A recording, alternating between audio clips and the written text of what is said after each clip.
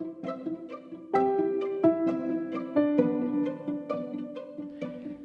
are listening to The Harboring Light. I'm Mary. I give a conservative take about the world around me. So, briefly, I'll list social media, and I'm using Substack as a main outlet for social media that would be provided for you, along with email and also other information that will be linked in this episode. So, rating and feedback is greatly important.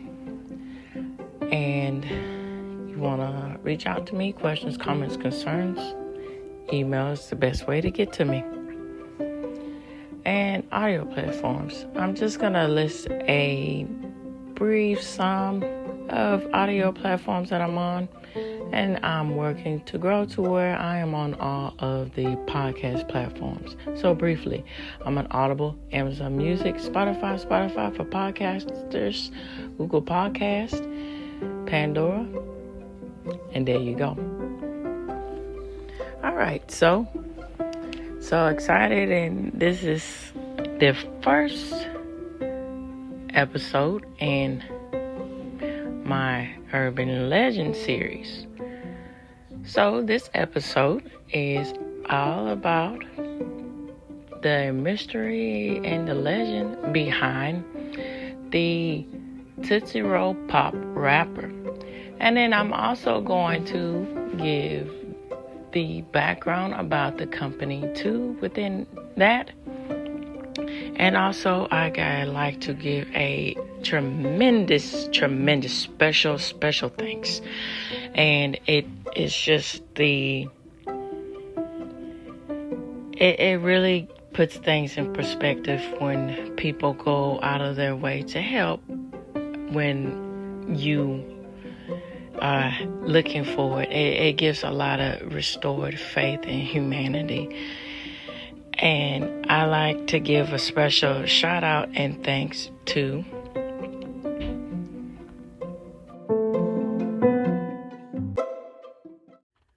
So, I think it's quite interesting before I get into the facts of everything and the lore and all of that.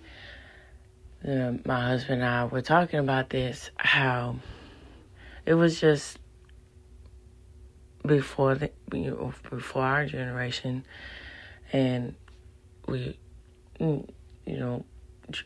other children we were growing up with, and as things went along in our lives, it was just this accepted fact that if you got an Indian with a star on the Tootsie Roll Pop, you would get a prize for it. You would get a free Tootsie Roll Pop.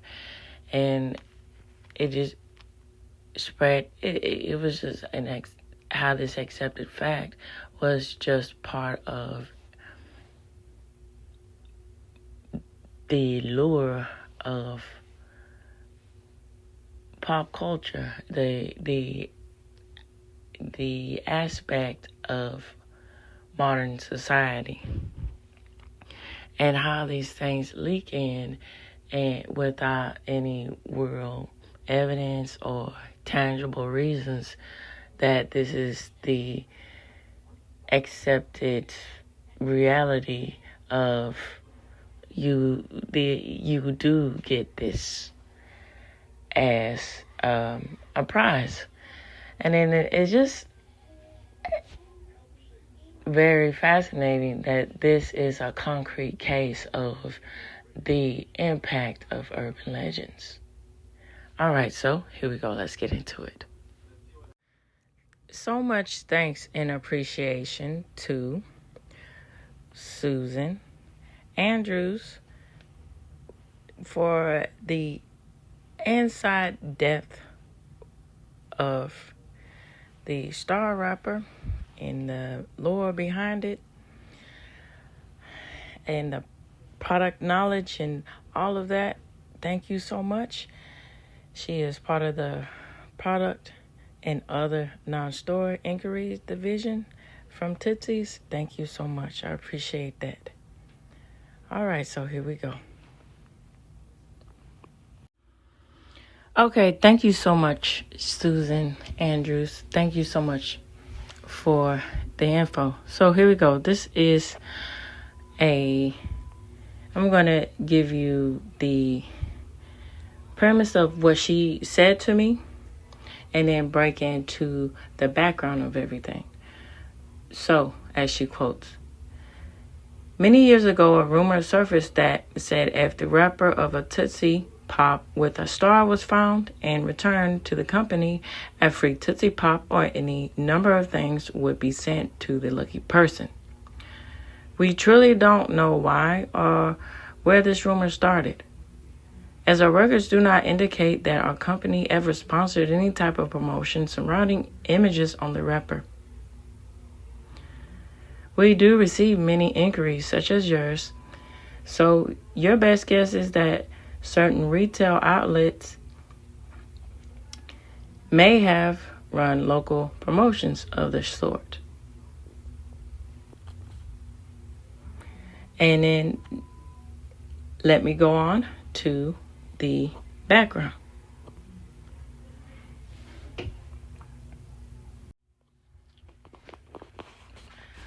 All right, so Tootsie Roll Pops, Legend of the Star Wrapper. The Star Wrapper legend has circulated for decades from generation to generation, but once and for all, here is the meaning of the special wrappers that occasionally appears on a Tootsie Pop. Long, long ago, when lollipops were made alike, a man one day decided to make a different kind of lollipop for people. He already had a lollipop that looked different than other lollipops because they were flat, and he had made his in the shape of a star. But he had an idea to make his even better. All he had to do was figure out a way to put a chewy candy inside his star-shaped pops. That way his lollipops would be really different and many more people would enjoy them. He tried everything to get the chewy center inside his lollipop, but always failed. Then one night, while the man was asleep, a flash of light appeared in the center of the man's room. The man awoke to find a grand chief smiling at him. The chief told the man that he would help him make a lollipop with a chewy candy center. And the man promised that he would never ever stop making them for people. The man promised this.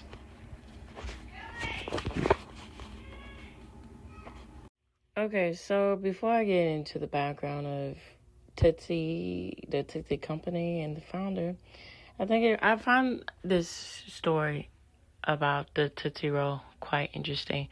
The archetype of the styles of characters that are relatable to this. For instance, the archetype of distress and worry and not knowing the circumstances of what is going to happen, of your fate, and having an extended source to come in and save you.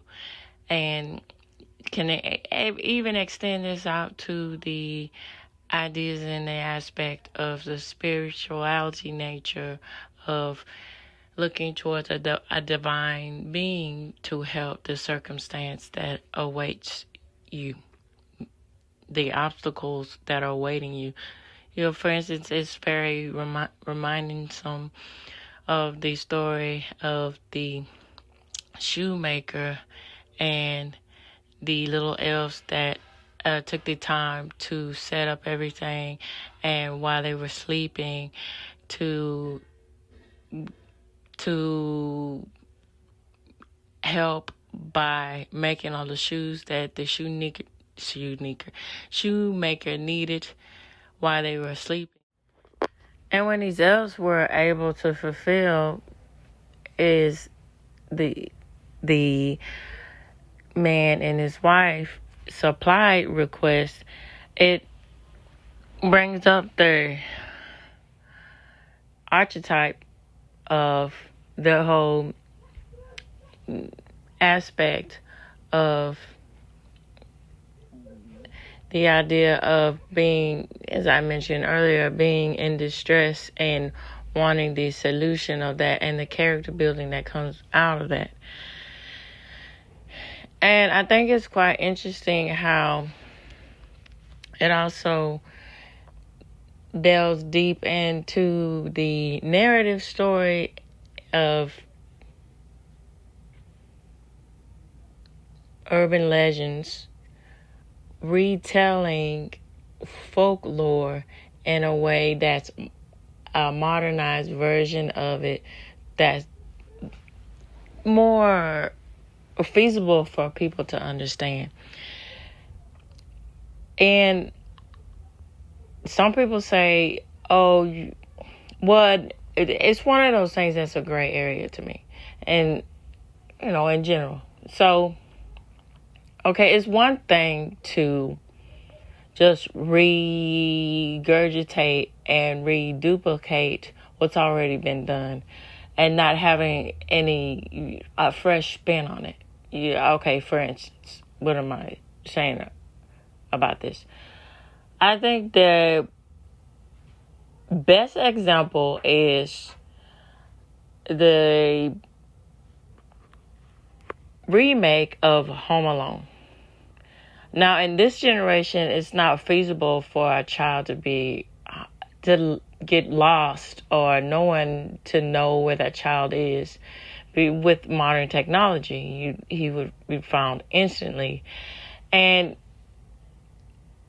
why resurface that? But it's another thing when we get into the aspects of urban legends, particularly when telling stories, of the aspect of something that's already been said and it's just resaid in a different way that has more of a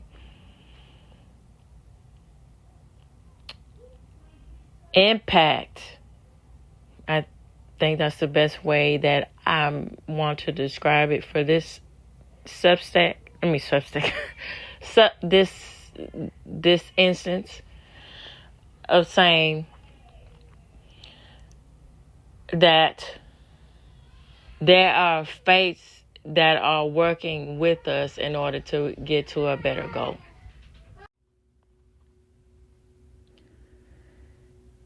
The concept for the Tootsie Roll came from Australian Jewish immigrant Leo Hirschfeld, whose father was a candy maker. Hirschfeld's history in candy is up for debate, as some recognize that he started his own candy store in New York City in 1896, while others say that he was a long-standing employee of the famous confectionery company Stern and Salzburg.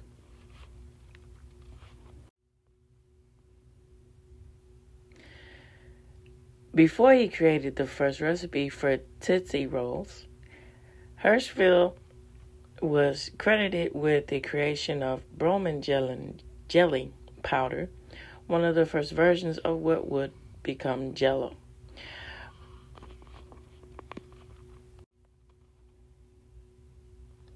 While working for Stern and Salzburg, Hirschfeld wanted to find a way to create a chocolate-flavored candy that would melt during the summer. After much testing, he developed the Tootsie Roll, a chocolate and caramel pulled candy that had a unique texture similar to the marshmallow, but with more density. With support from his friends at Stern and Salzburg, Tootsie Rolls were introduced to the candy market in 1908 after entering a patent for the recipe and process. With the initial success of Tootsie Rolls, Hirschfeld merged with Stern and Salzburg, which went public in 1922 and was called the Sweets Company of America. Right out of the gate, these bite-sized treats were a huge hit among candy lovers who were intrigued by the unique flavor and small price tag of 1 penny. Little did they know that this invention would spawn a whole new era of sweets known as penny candy that would send candy lover kids into a spiral every time they entered the store. All right, so before I get into the rest of the facts about Tootsie, I think it's quite interesting also with the lore and the aspect of being connected to things that are everyday for the everyman. How maybe on it's a good business tactic to have your things associated with common fare that people can relate to, but also to pin it and delve in deep into the aspects of this, when calling it the penny candy, and how it's just still lasted aspect of candy and candy fare of today. How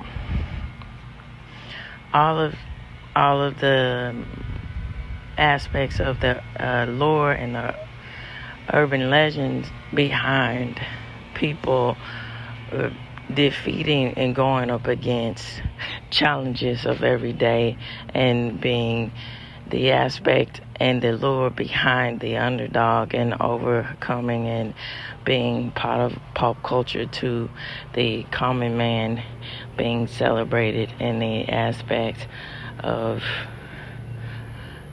everyday life. All right, here we go to the rest of the facts.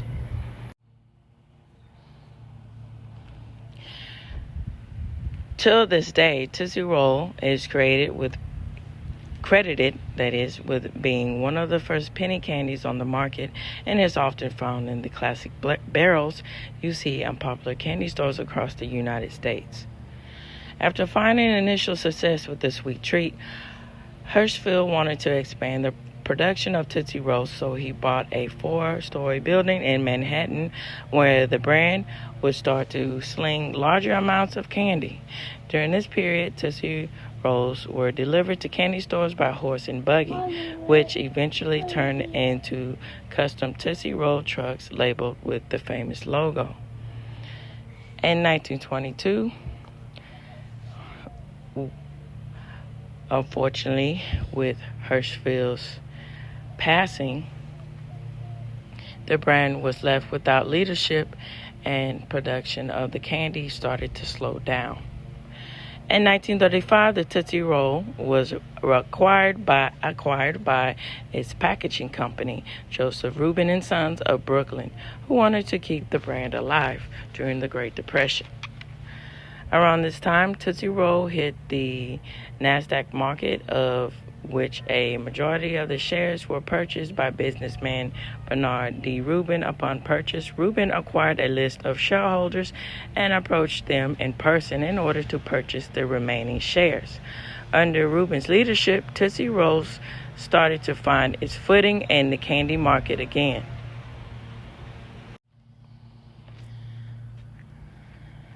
Under Rubin's leadership, Tootsie Rolls started to find its footing in the candy market again.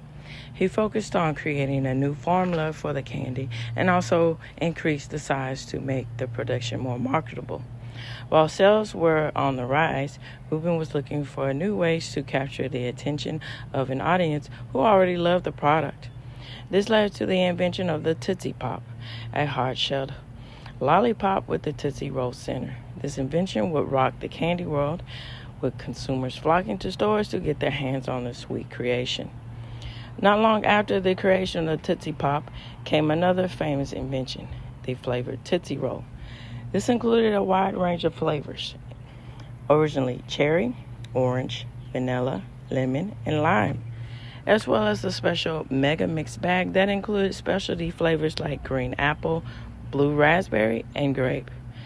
Tootsie Fruities came after the numerous different fruit flavors, including strawberry, blue raspberry, grape, green apple, banana, berry, smooth cherry, fruit punch, pink, lemonade, root beer, cranberry, blueberry, watermelon, and mango.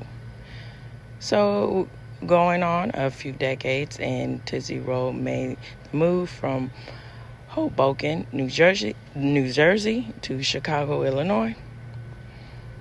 64 million Tootsie Rolls sold every single day. At the same time, the Tootsie Roll industry named,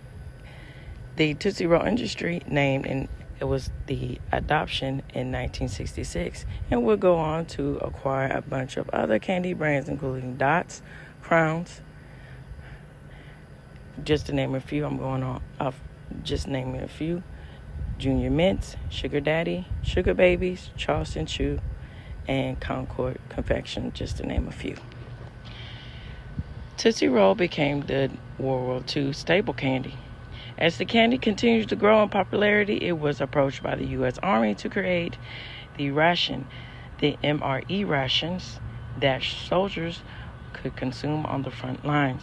This was a practice of many confectionery companies during this time, as the demand for the sweets was incredibly high and ingredients costs were at premium. These government contracts helped maintain the production and funding of Tootsie Rolls through the war and kept the doors open while many other confectionery brands shut down. When troops came back home, their cravings for Tootsie Rolls continued and were adopted by the families, reintroducing the chocolate treat to candy lovers across the United States. In the 50s, Tootsie Rolls began pushing its sweetness in advertising of all forms. First in radio ads with American cowboy Gene Autry, and with famous celebrities like Frank Sinatra and Peggy Lip. It's even rumored that the Tootsie Roll were Frank Sinatra's favorite candy, so much so that he was buried with a few of them. Here we go with the lure and the urban legend. Then the brand turned to television buying of advertising slots during children's shows and nightly TV. At the same time, it started its first comic strip called Tootsie Roll Hero, featuring the hero Captain Tootsie along with his sidekick Rolo and 3 young cohorts named Fatso, Fitzy, and Sweetie. These stories came in full color, 1-page Sunday strips, black and white daily strips, and 2 issues of a comic book of the same title released by Toby Press. The comic strips were a hit among kids and found its way into many local and national newspapers across the U.S. On 1970 of August, Mr. Owl made his way to the TV screen, where he would go on to become the mascot for Tootsie Rolls moving forward. And it's quite interesting because that 1970 ad was a part of the 90s zeitgeist, so to speak, of children's Saturday morning cartoon era. And there's something to say about that.